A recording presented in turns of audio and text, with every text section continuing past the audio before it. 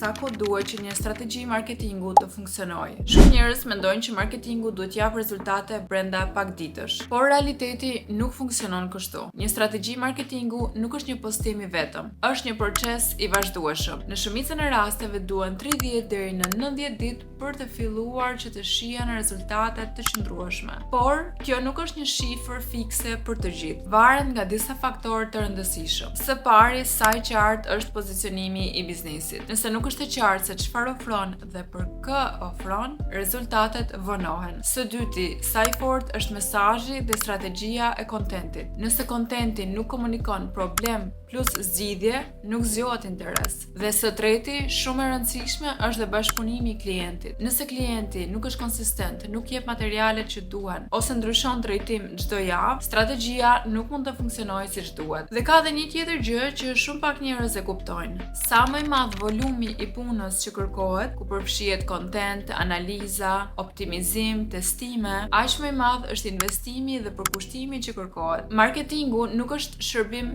fiks, është proces që lidhet direkt me kohën, konsistencën dhe bashkëpunimin midis dy palëve. Dhe rezultatet vijnë vetëm kur të dy palët punojnë në të njëjtin drejtim. Më bëj follow për të mësuar më shumë.